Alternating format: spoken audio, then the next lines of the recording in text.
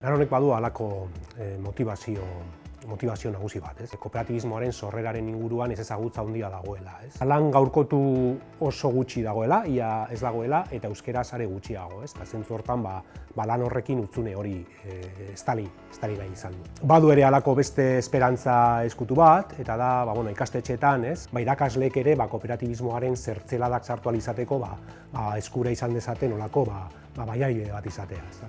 Egun eredu kooperatiboa printzipio batzuekin lotzen da, printzipio kooperatiboa direnekin. Orduan lan honekin asmoa izan da apur bat, printzipio horien atzean dauden apur bat, oinarri filosofikoak, ikuspegi ideologikoak edo bestelako begirada propio hori nola edo hala arakatzearena.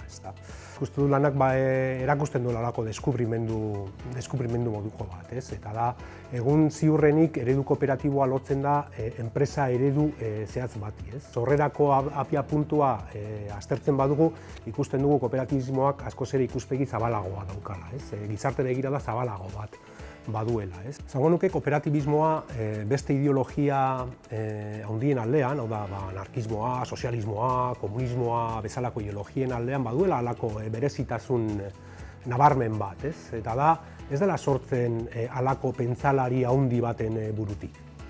Langile eta herri sektore garatu zituzten elkartegintza, asoziazio praktika horien irakaspenetik abiatzen dena, eta bigarrenik sozialista, asoziazionista moduan ulertzen edo ezagutzen diren autore, erreformista eta pentsalarien ideia eta esperimentazio praktikoetatik elikatzen dena. Bi lan hauetan, bi bulkada horiek aletzen saiatzen gara. Lehenengoan, kooperatibismoaren sustraiak bat, herri sektoreen elkartegintza praktikatan jartzen dugu arreta.